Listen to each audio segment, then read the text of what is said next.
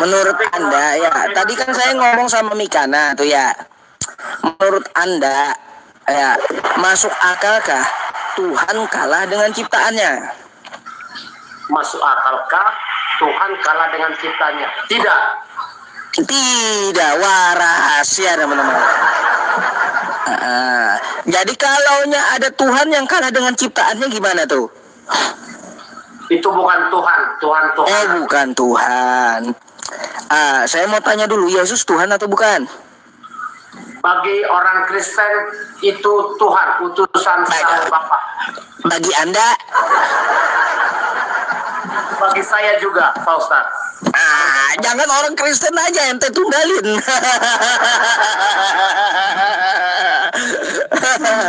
Ya, kalau bagi Anda Tuhan itu Yesus, tapi dia kalah dengan tentara Romawi, gimana tuh ceritanya? Sampai diseret tentara Romawi. Ini Tuhan kok kalah dengan ciptaannya? Katanya bukan Tuhan tadi. Baik, secara manusia saya harus menerima pendapat orang secara rasional berpikir dunia. Namun kalau kita masuk kepada suatu keyakinan, ini kan suatu hal yang saya yakini Pak Ustadz. Jadi secara manusia harus saya menjawab betul kata Pak Ustadz dan pendapat teman-teman. Begitu Pak Ustadz. Oh betul ya. Kalaunya bukan Tuhan ya, dia kan memang manusia. Yang mengakui Yesus itu Tuhan adalah penyesat. Kan kayak gitu di kitab Anda. Yang mengakui Yesus itu Tuhan adalah si penyesat. Jadi yang mengakui Yesus sebagai manusia itu adalah pengikut Yesus. Tapi yang mengakui Yesus sebagai Tuhan itu adalah si penyesat dan antikristus. Itu di kitab Anda. Coba dibacakan Pak. Kalau saya nggak hafal ayat, mungkin Pak. Iya. Baik nih. Ntar ya.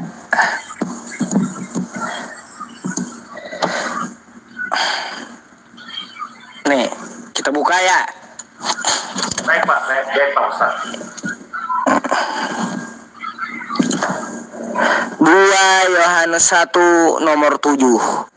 Sebab banyak penyesat telah muncul dan pergi ke seluruh dunia, oke? Yang tidak mengaku bahwa Yesus Kristus telah datang sebagai manusia, itu adalah si penyesat dan antikristus. Jadi Anda ngakui nggak Yesus itu cuma manusia, bukan Tuhan? Tuh.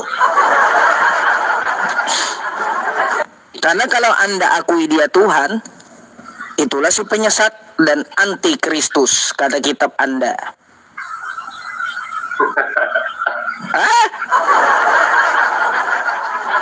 Kan gitu. Gak ada di sini dikatakan yang tidak mengaku bahwa Yesus Kristus telah datang sebagai manusia dan Tuhan. Enggak kayak gitu, enggak. Telah datang sebagai manusia, enggak ada dan Tuhannya. Jadi Anda akui enggak dia itu bukan Tuhan, dia itu hanya manusia biasa. Kalau Anda nggak mengakui Yesus itu manusia, tapi Tuhan, nih kata kitab Anda, itu adalah si penyesat dan antikristus. Nah, gimana tuh? Dulu memang Pak ya, yang saya baca, kalau saya sih secara penghafalan kitab ayat-ayat, saya nggak terlalu hafal Pak. Mungkin karena Pak Ustadz sudah biasa baca ya, memang sudah kerjanya setiap hari ya. Jadi begini Pak Ustadz, di zaman Kristus itu setelah Kristus membuat sudah memberikan banyak ajaran kepada pengikutnya, banyak sebenarnya orang yang mengaku-ngaku mendapat ajaran itu dari Kristus sendiri. Sebenarnya yang tidak disebut di sana adalah orang yang ngaku-ngaku, Pak, yang tidak percaya. Oh, ngaku itu, Pak, belum tentu percaya, Pak. Seperti itu, Pak Ustaz. Aduh, ini teman-teman kagak di TikTok, kagak di YouTube, judi online ini jadi kali gitu ya. Ini bentar ya, Pak ya. Yang polisi ya, polisi cyber kerjanya apa sih sama Komdigi? Ini judul banyak kali kagak di TikTok, di YouTube juga. Gimana sih, nggak bisa kah judul ini diberantas gitu? Heran saya. Gak cocok lah. Judul-judul kalian itu kalau mau ya ke konten joget-joget ya. Nggak usah ke konten saya yang dakwah, nggak perlu. Iya, di TikTok juga ada. Oke, lanjut Pak. Tadi di situ Pak Kiko ya, Pak Haryanto, di situ nggak ada seperti yang Anda ucapkan tadi. Tertulisnya yang tidak mengakui bahwa Yesus Kristus adalah manusia, itu adalah si penyesat dan antikristus. Cuma kayak gitu. Yesus itu manusia, Pak. Betul, bukan Tuhan kan? Harus saya berpendapat di sini supaya begini ya. Kalau ada orang Kristen mengatakan Yesus itu bukan manusia, ya saya tidak menjudge, tapi harus dipahami secara mendalam dan banyak belajar dan banyak membaca, begitu Pak. Jangan asal-asal jawab, kalau enggak nanti akan menyesatkan menyesatkan orang banyak seperti itu, Pak. Banyaklah membaca dan belajar, begitu Pak. Iya, makanya saya bacakan gitu biar saya nggak dianggap bohong. Kira-kira Pak Haryanto, Anda ada pertanyaan Kak tentang Islam gitu? Karena kan Anda banyak nanya juga sebelumnya. Tentang tadi Pak ya, banyak manuskrip yang namanya pun ya zaman sekarang itu semua tulisan manusia, Pak. Nggak ada itu langsung dari Tuhan itu sendiri, Pak. Tetap lewat manusia apapun dia. Tidak ada lewat anime, nggak ada, Pak. Pasti lewat manusia. Kalaupun ada yang salah tulis, salah tafsiran manusia tidak sempurna. Berarti sebenarnya bukan mewakili dari seluruh pemikiran, Pak. Begitu, Pak Ustadz. Tapi kali ini saya bertanya, Pak ya. Silakan. Apa kemarin ya? Lupa pertanyaannya. Macam mana semua pertanyaannya lupa. Pak Ustadz itu terlalu sejuk akhirnya lupa. Aduh. Orang seperti Anda sebenarnya saya lebih banyak bercandanya Pak, daripada serius ya. Karena Anda orang yang enggak ngeyelan, orang yang baik gitu, orang yang pintar dalam menanggapi. Terima kasih. Silakan kalau ada pertanyaan silakan ditanyakan. Terkadang begini Pak, saya untuk bertanya itu ya karena belasan ribu orang memandang kita, Pak, mendengarkan kita. Apabila saya harus bertanya yang sifatnya seolah-olah ada indikasi dalam pikiran saya, seperti teman-teman yang sudah pernah menjadi narasumber bagi Pak Ustadz ya. Kadang-kadang pertanyaan itu bukan benar-benar mau bertanya Pak, tapi harus kita sikapi Pak. Izin Pak Ustadz ya, jangan kalau ada teman-teman saya Kristen ya kita sebangsa ya harusnya Pak Ustadz kasihan lah kalau memang secara ilmu akademinya nggak ada, pengetahuannya nggak ada, mohon maaf gitu ya. Ya sebaiknya Bapak jangan terlalu bertanya yang keras-keras Pak gitu Pak. Susah Pak, biar sadar gitu. Kasihan Pak Ustadz. Tuh ada yang bilang Pak Haryanto, kau sekarang mualaf aja katanya. Tuh Kristen yang tulis tuh di bawah, kau mualaf aja sekarang katanya. Gak apa-apa. Semua orang boleh berpendapat. Apapun pendapatnya tetap saya hargai. Kembali lagi, Jangan kalau ada pun pendapat ya tiba-tiba marah sampai saya paling nggak suka Pak. Iya betul. Ya. Kalau sekali lagi ada teman-teman kita dari Nasrani nggak sanggup jawab pertanyaan Bapak, tolong jangan dipaksa Pak, kasihan Pak. Ya artinya kalau ya dia nggak jauh kan maksud saya dipikirkan lah, setidaknya kan kayak gitu, kan gitu. Coba pertanyaan ini sering saya ajukan sama temen Nasrani semenjak dulu nih ya Pak, semenjak dulu sampai hari ini nggak ada jawaban. Bahkan sekelas pendeta ya yang S2 sekalipun nggak ada jawaban. Mungkin ini akan saya tanyakan sama Anda biar kita ngajak berpikir gitu. Menurut Anda Yesus itu Tuhan? Baik. Apakah Anda percaya Tuhan itu maha adil gitu? Adil, maha adil. Sangat maha adil. Ya. Berarti Yesus maha adil. Benar Pak. Dalam segi apapun. Dalam segi apapun yang saya baca ya, karena hampir sudah 2 kali Pak baca, cuma secara hafalan ya ayat-ayat tidak terlalu saya hafal Pak. Namun saya tiap hari harus baca 2 ayat. Wajib di kami, kebetulan saya ada grup membaca Alkitab ini Pak, dan harus membaca minimal 2 ayat 1 hari. Jadi saya punya dasar untuk menjawab Bapak. Apabila saya tidak mampu menjawab, mungkin saya belum paham dan belum mempelajarinya, dan saya tidak mau akan menjawab Bapak. Itu Pak, harus bijak Pak. Masuk ke lubang Pak. Baik, kalau Tuhan itu adil, Yesus maha adil dalam segi apapun. Sekarang saya mau tanya. Baik Pak. Yesus itu turun di abad pertama, betul? Betul Pak Ustadz. Selama 33 tahun di Bethlehem atau Nazaret, betul nggak? Kurang lebih begitu Pak Ustadz, benar.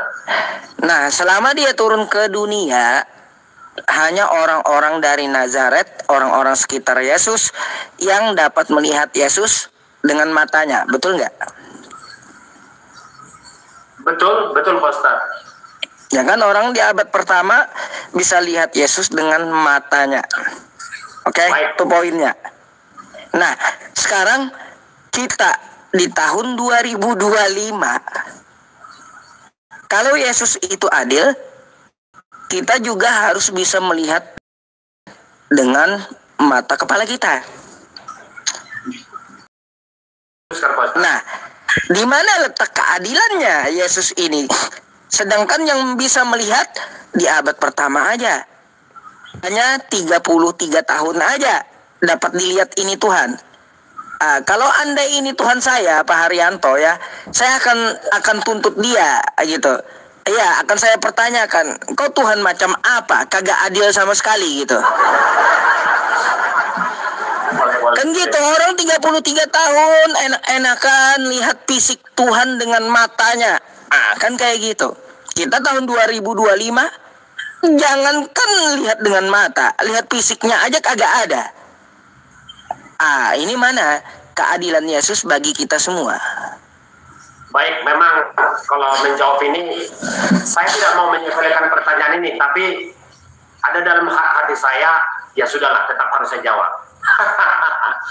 Ya Pak Ustadz yang saya hormati, begini Pak Ustadz, dalam pemahaman kami sebagai umat Kristiani ya, yang percaya kepada ajaran Kristus, begini, sejak manusia kejatuhan ke dalam dosa, maka terputuslah hubungan kemuliaan itu kepada Tuhan itu, sehingga Tuhan yang maha besar, sang maha pencipta, membuat caranya dengan cara ilahi sendiri, yaitu dengan mendatangkan, memberikan Yesus sebagai penebus dosa umat itu, untuk supaya manusia tidak selama-lamanya jatuh ke dalam dosa itu Pak. Seperti itu akhirnya. Baik, itu Anda jawab dengan doktrin Pak, dengan dogma, dengan doktrin kekristenan, kan kayak gitu. Yang kita pertanyakan ini, kita ambil netral, baik dari agama manapun. Kita sepakat Tuhan itu adil. Coba kita cek, Tuhan Kristen nongol di abad pertama. Hanya orang abad pertama yang bisa lihat dengan matanya. Orang di abad kedua nggak bisa lihat, sampai orang yang di tahun 2025. Lalu di mana adilnya? Tuhan yang seperti ini gitu. Baik. Nah, jadi yang kita cari itu bukan doktrin atau dogma dari kekristenannya, tapi di mana letak sifat keadilan Tuhan gitu bagi semua manusia. Jadi saya bilang ya, Tuhan punya caranya, mutlak tidak ada seorang pun manusia yang bisa mengotak-atik Tuhan beracara. Begini Pak Ustaz. Kalaupun pada masa itu ya, Tuhan harus hadir di, katakanlah di Nazaret. Itu saya tidak boleh keliru untuk menjawab Pak Ustaz. Kalau kan nanti, karena banyak manusia lagi, banyak menonton kita Pak Ustaz. Jadi kalau dibilang, apakah manusia sanggup berpandangan dengan Tuhan? Tidak ada satupun di dunia ini orang yang langsung ya sama Musa aja enggak. Tapi kalau Yesus kan utusan Tuhan itu sendiri, pribadi ketiga, Allah yang Esa, itu pribadi ketiga Tuhan itu Pak Ustaz. Jadi kalaupun dibilang nggak adil, oke lah. Itu pertanyaan yang sangat sederhana menurut saya secara manusia. Saya bilang Tuhan itu punya cara sendiri dan kita tidak bisa mengotak-atiknya seperti itu Pak Ustaz. Jadi cara dia sendiri itu tidak mungkin bertentangan dengan sifatnya sendiri. Itu nggak mungkin. Cara dia sendiri tidak mungkin bertentangan sama dia sendiri. Iya, cara dia itu tidak mungkin bertentangan dengan sifatnya. Saya sih tidak bertentangan Pak Ustaz. Tuhan Sang Bapa mengutus dia turun ke dunia lewat di luar pernikahan secara biologi manusia. Utusan, benar-benar utusan. Sampai kepada kematiannya dan mampu bangkit begitu Pak Ustaz. Jadi kalau itu lagi-lagi gini Pak, itu kan doktrin Kristen, Tuhan mengutus anaknya. Atau lagi-lagi itu doktrin Kristen. Baik. Sekali lagi yang kita cari keadilan gitu. Coba Anda pikir, di mana letak keadilannya? Cuma satu kampung yang lihat Tuhan selama 33 tahun. Hanya orang abad pertama. Orang abad kedua kagak bisa lihat. Sampai orang tahun 2025 saya sendiri kagak bisa lihat. Jadi apalagi orang buta. Kasihan kali gitu. Nah, yang saya ajak kepada Anda, coba mari kita pikir, di mana letak keadilan Tuhan yang kayak gini? Nah, itu. Menurut saya adil sih Pak Ustaz. Karena ajaran itu menyebar ke seluruh dunia. Begitu, oh, Ustaz? itu kalau gini, itu kalau ajaran iman. Ya, kita nggak bicara ajaran atau iman. Keadilan, sifat Tuhan yang kita bicarakan. Haruskah Tuhan itu menunggu sampai sekarang di dunia Pak Ustaz? Seharusnya kalaunya dia adil, dia menunjukkan dirinya kepada manusia, maka seluruh manusia harus lihat dia. Itu baru adil. Sampai masa sekarang begitu Pak Ustaz? Iya, sampai kiamat nanti. Pertanyaan itu silakan sama Tuhan saja langsung Pak Ustaz. Karena yang bagian dari manusia, baiklah mungkin saya harus menjawab secara manusia. Tapi kalau artinya gini Pak, artinya kan di dalam doktrin kekristenan nggak bisa menjawab ini. Karena apa? Kata Anda sampai Anda kembalikan kepada Tuhan, tanya sama Tuhan aja kalau kayak gitu. Tapi Pak, karena memang nggak ini Pak, nggak ada sifat adilnya. Lalu gini aja, saya ajak bentar Bapak, saya ajak Anda untuk mikir bagaimana Tuhan yang adil. Pak Ustadz itu pintar ya, supaya semuanya menarik dan coba mari kita pikirkan caranya seperti apa supaya Tuhan itu maha adil kepada seluruh manusia. Tuhan yang kayak gimana menurut Anda? Menurut saya sih adil Pak Ustadz ya. Adilnya kenapa? Kematian salah satu bukan hal yang biasa. Menurut saya adil. Kematian itu sangat adil menurut saya. Nggak ada lagi di atas itu Pak Ustadz menurut saya. Bagi orang yang percaya itu Pak Ustadz. Bukan masalah kematian atau hal lainnya.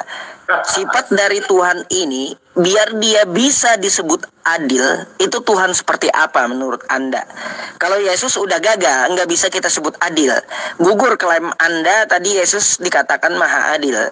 Karena dia nggak bisa adil kepada seluruh manusia. Jika dia menampakkan dirinya kepada manusia, maka dari zaman Nabi Adam sampai kiamat nanti, itu semua manusia harus lihat dia. Itu baru adil. Nah, Yesus di abad pertama saja, itu artinya dia tidak adil. Jadi secara ketuhanan gugur gitu. Yesus ini layak disebut Tuhan gugur gitu. Lalu bagaimana? Tuhan yang adil menurut Anda seperti apa? Saya harus menjawab dalam apa ya? Dalam perspektif apa ya Pak Ustadz ya? Karena kalau sifat Tuhan dalam Kristen menurut Anda yang adil kayak gimana? Sifat Tuhan di dalam kekristenan menurut saya sih sangat adil Pak. Karena apa? Hukum kasih ada Pak. Di kami itu ada hukum kasih Pak. Kalau itu iman, namanya Pak, hukum kasih. Itu kan doktrin keimanan dari Kristen. Bukan gitu. bukan keimanan itu bersumber dari Tuhan itu sendiri Pak Ustaz? Ya semua kayak gitu Pak. Ya Hindu, Buddha juga seperti itu, Islam juga seperti itu kalau namanya iman. Tapi yang kita bahas sifat Tuhan yang adil itu seperti apa gitu. Saya menjawab Pak Ustadz, saya berpendapat cukup adil. Tapi kalau untuk apa ya? Karena pendapat saya kalau boleh saya kasih pandangan, boleh nggak Pak? Boleh Pak Ustadz. Jadi Pak, ya menurut saya Tuhan yang adil itu Tuhan yang tidak pernah kelihatan. Sejak zaman Nabi Adam sampai kiamat nanti, dia tidak kelihatan dengan mata. Kalau ada Tuhan nongol, pasti kagak adil ini Tuhan.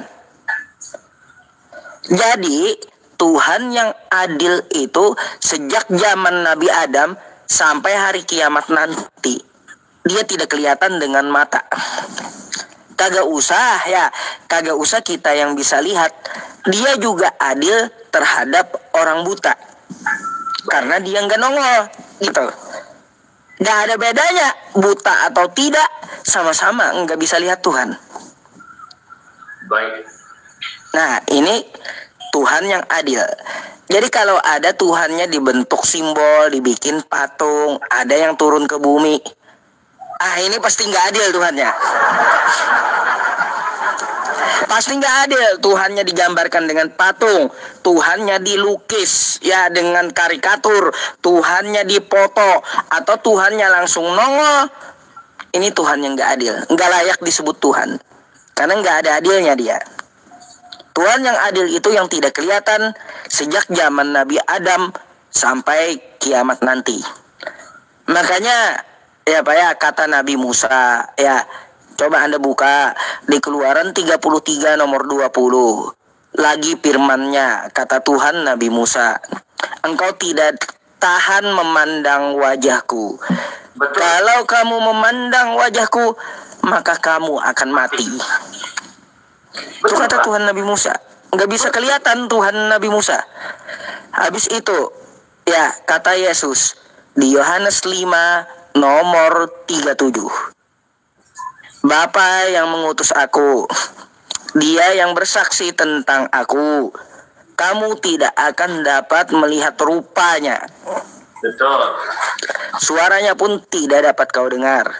Rupa Tuhan, kata Yesus, tidak dapat dilihat. Dalam Islam juga kayak gitu Pak.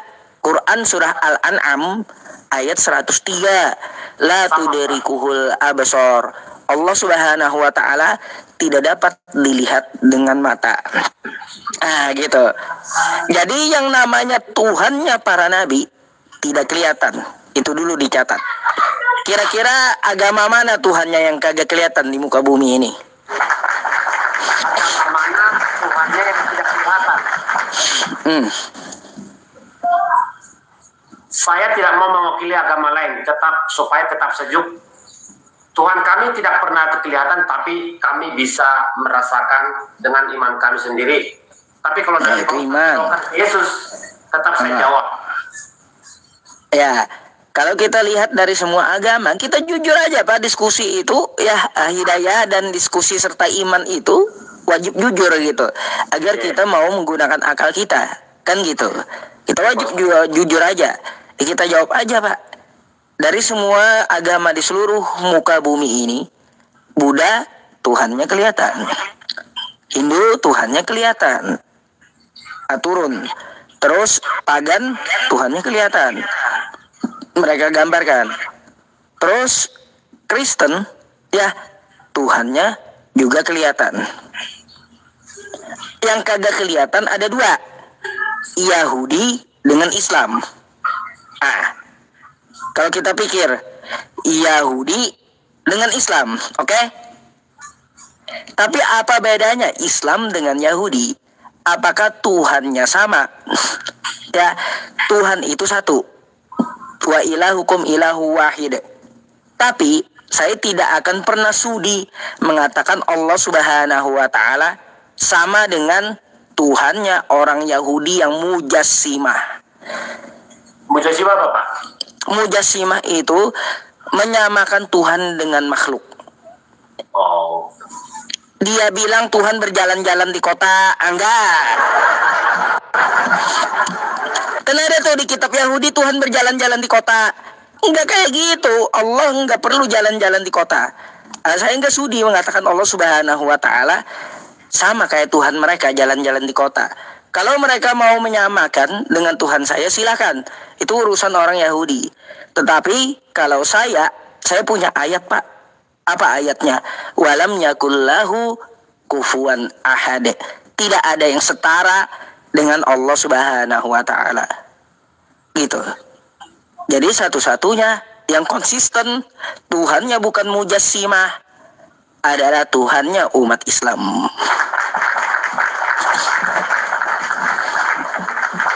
Gitu. Tapi ada apa ya, teman saya orang Timur Tengah ya, orang Arab. Saya pernah bertanya.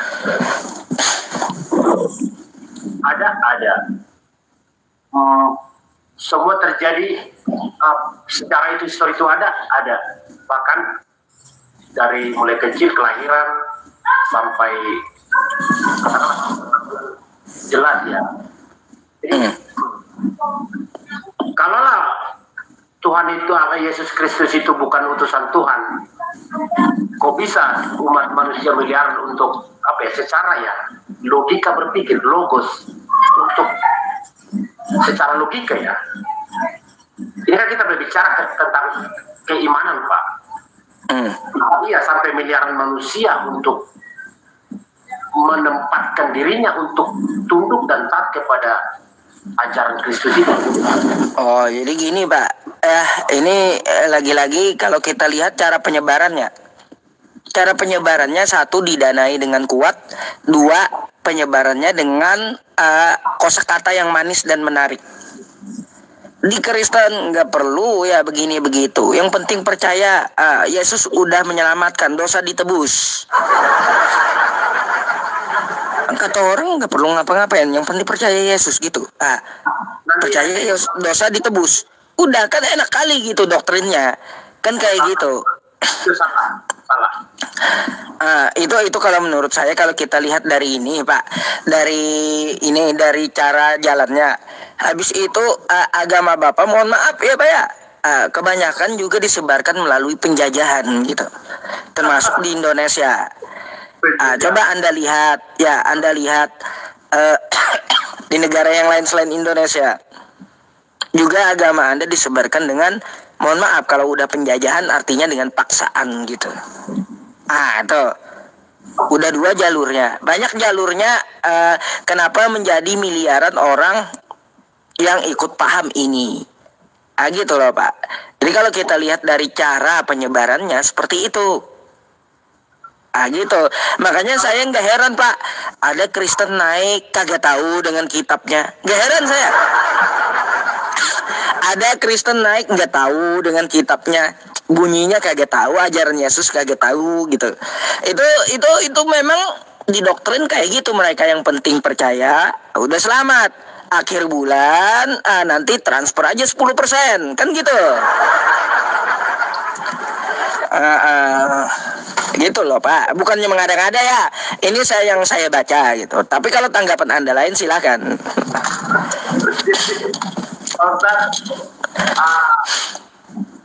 Karena banyak yang simpatik sama Pak Ustadz, izin. Pak Ustadz harus jangan masuk kepada itu udah masuk sedikit ke ya mau kayak gimana ya Pak, frontal aja kayak gitu, biar teman-teman banyak baca juga, maksud saya gitu. Bukan berarti menghina, tapi supaya teman-teman juga banyak baca, maksud saya. Kalau mengenai saya udah bilang Pak Ustadz izin ya, kalau ada teman-teman Nasrani, kita kan bangsa tanah air ya, izin dengan segala hormat Pak Ustadz. Kalau memang nggak mampu jawab, izin Pak Ustadz, akan nanti berakhir Pak Ustadz. Iya Pak, dari tadi kan saya nggak juga memaksakan jawaban Anda kan, enggak.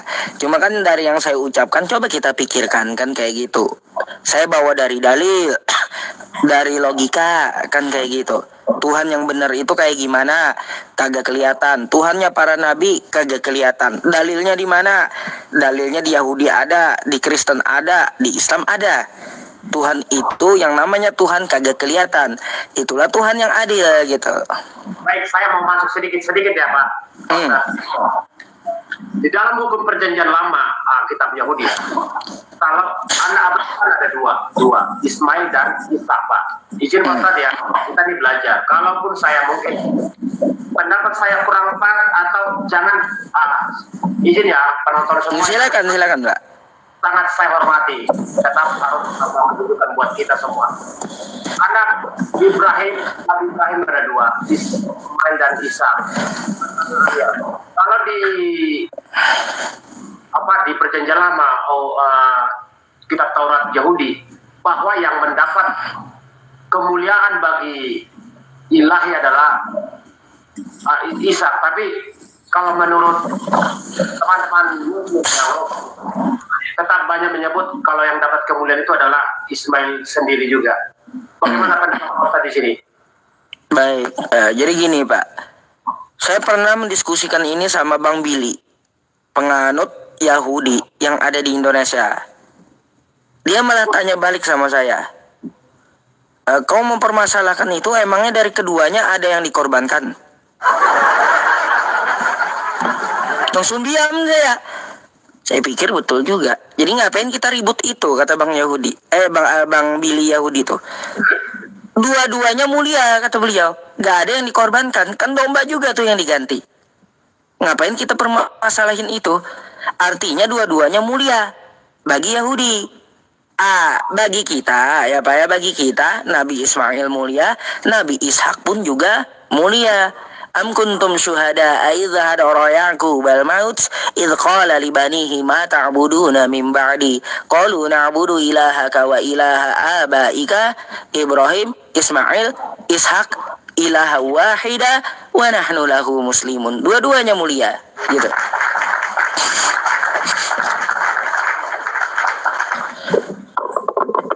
Itu saya terkejut. Serius Pak. Serius saya Pak Arianto, terkejut saya Bang Billy ngomong kayak gitu sama saya. Saya pikir betul juga, ngapain kita masalahin itu? Dua-duanya nggak ada jadi korban, dua-duanya mulia kata beliau. Itu paham orang Yahudi tuh. Tapi yang saya mau jawab tadi sedikit.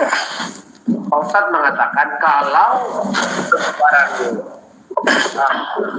kepercayaan Kristen, ajaran Kristus gitu ya, semua berujung pada dengan cara penjajahan.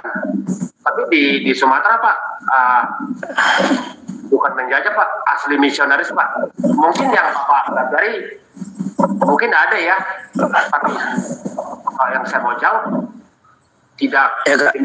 Kalau kalau yang kayak gitu misionaris juga ada, Pak. Itu nggak heran saya. Aku udah tahu dari dulu kalau untuk masalah itu. Udah tahu. Cuma kan setidaknya kan saya diskusi dengan Pak Haryanto. Ya, Bapak sendiri yang mau berpikir gitu. Apa yang kita bicarakan betul nggak kayak gitu. Kan kita diberikan akal. Kan kayak gitu, akal yang sehat. Kalau kita akal sehat, maka kita berpikir tentang Tuhan, dia harus adil. Gak boleh dia nggak adil. Kan kayak gitu. Itu dulu yang kita pikir. Jadi memang beberapa poin, Pak ya, saya menjelaskan beberapa. Dalam satu minggu ini, Tuhan yang benar itu kayak gimana? Kagak kelihatan. Cara penyembahan yang benar kayak gimana? Sujud seperti yang dilakukan oleh para nabi, gitu. Gitu. Jadi saya agak heran aja, Pak. Ya, Nabi Abraham, Tuhannya kagak kelihatan di zaman Abraham. Kalau Tuhan kelihatan di zaman Abraham, maka manusia akan mati. Kan gitu. Ya. Di zaman Nabi Musa, Tuhan kagak kelihatan. Kalau ada yang lihat Tuhan, maka manusianya akan mati. Kan gitu. Tiba-tiba, Pak, di zaman Yesus, Tuhannya kelihatan, bukan manusianya yang mati, tapi Tuhannya yang mati. Kebalik gitu. Dulu manusianya yang mati kalau lihat Tuhan. Di zaman Yesus, bukan manusianya yang mati, Tuhannya yang mati, Pak. Ini kok bisa dibolak-balik kayak gitu? Bukan maksud menghina gitu ya, Pak ya, tapi ngajak berpikir gitu. Yesusnya lah yang mati. Kalau Pak Ustadz bilang macam-macam, ya silakan Pak Ustadz. Saya sedikit pun tidak akan terganggu dan tetap saya hormati. Tapi tetap saya bilang Yesus itu Tuhan itu lah. Ya iya, Tuhan nggak mungkin mati, Pak. Nggak mungkin, dia yang menguasai kematian, ngapain dia mati? Aneh-aneh aja.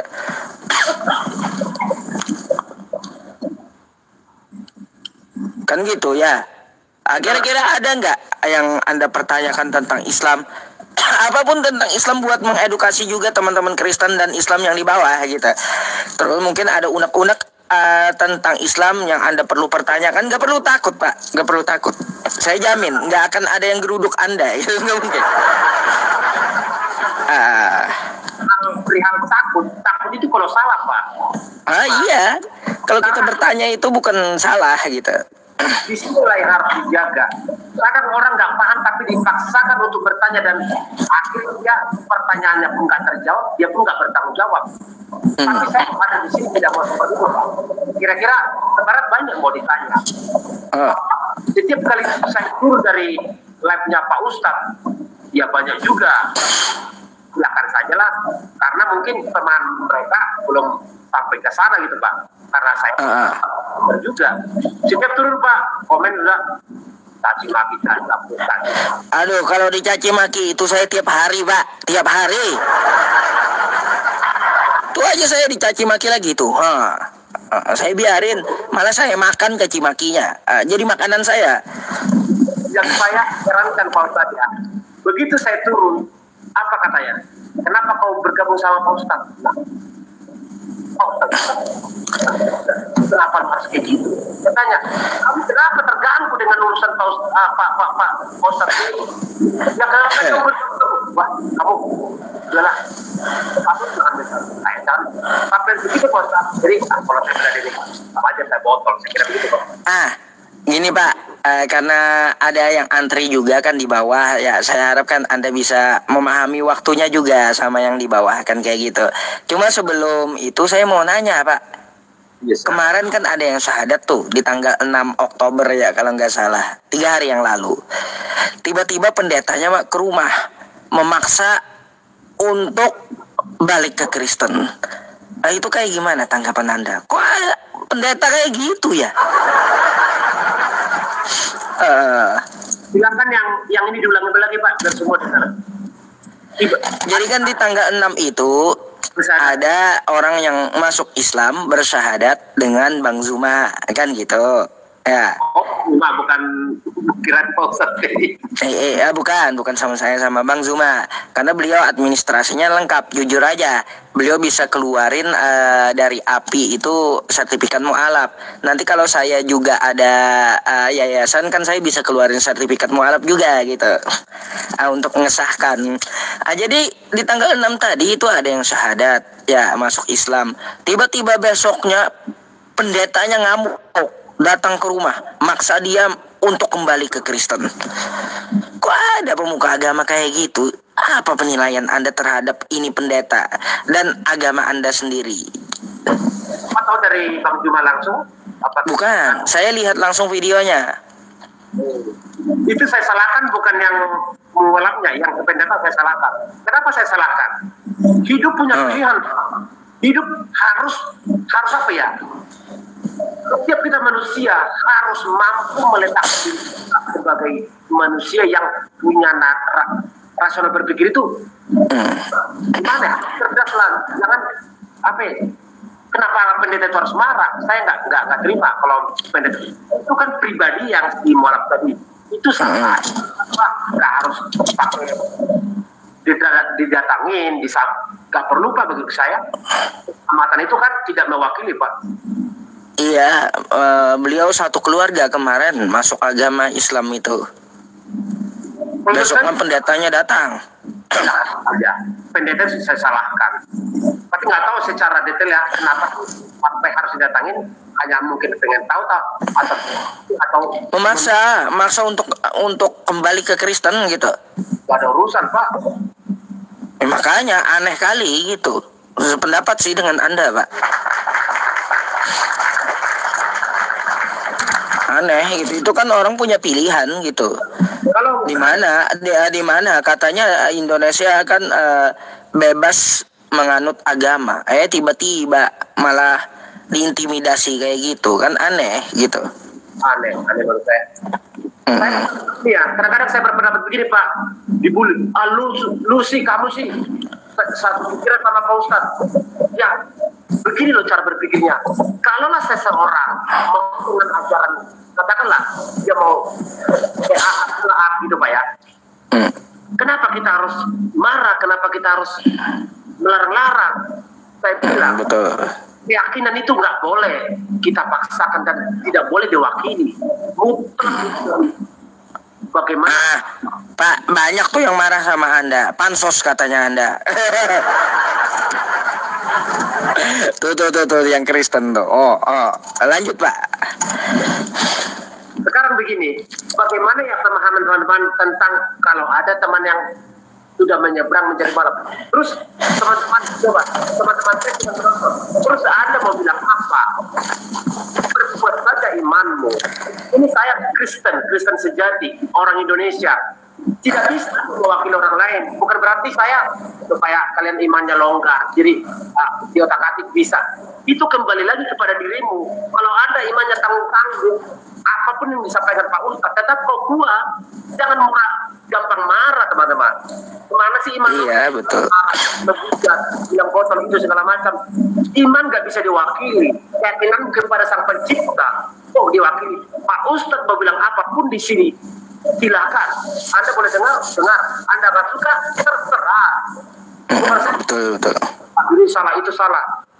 Kalau mau murni nggak ada. Mati tidak.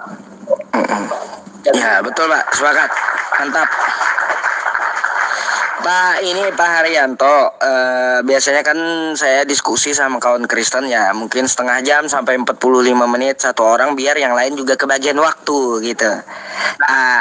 Jadi Pak Haryanto, adakah yang mau Anda sampaikan lagi? Soalnya kasihan juga kelamaan yang di bawah nunggu untuk gantian diskusi kan gitu.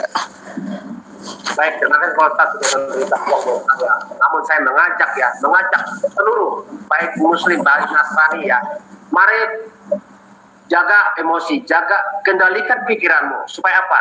Supaya tetap bisa berdiskusi. Apapun harus dilakukan. Jangan mengeluarkan kata-kata yang sangat melukai hati siapapun. Izin Pak Ustadz ya.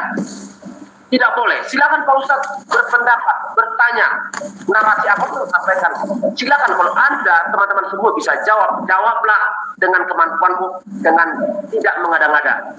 Itu sebenarnya. Jangan mau terusik hatimu, tetap kau pada pendirianmu. Jangan mudah goyang imanmu. Kalau ada pun seperti tadi, yang sudah menyeberang menjadi mualaf, itu pribadinya. Karena keyakinan seseorang tidak bisa kau mewakili, tidak bisa kau marahin. Itu pilihannya, hormati itu. Bukan berarti saya berpendapat, kamu salah satu. Silakan Anda berpendapat, karena iman itu tetap buku kepada Sang Pencipta. Itu aja Pak Ustadz. Betul. Terima kasih Pak Haryanto ya. Ya mungkin besok kita bisa kembali untuk diskusi. Siapkan pertanyaan Mbak ya buat besok, oke? Terima kasih banyak Pak Haryanto, sehat selalu ya sekeluarga di sana ya. Semoga mau berpikir dan semoga Allah memberi Anda jalan hidayah. Amin ya robbal alamin ya. Saya izin gantikan dulu Pak Haryanto sama teman-teman Kristen yang antri gitu ya. Baik.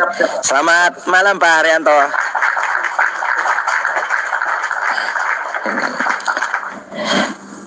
Gitu ya teman-teman. Beliau datang dengan adab, dengan baik, tanya baik, orangnya baik. Padahal Kristen. Saya turunin dengan adab. Kayak gitu, ngomong dengan adab. Kan kayak gitu. Kalau dia datang memakai adab.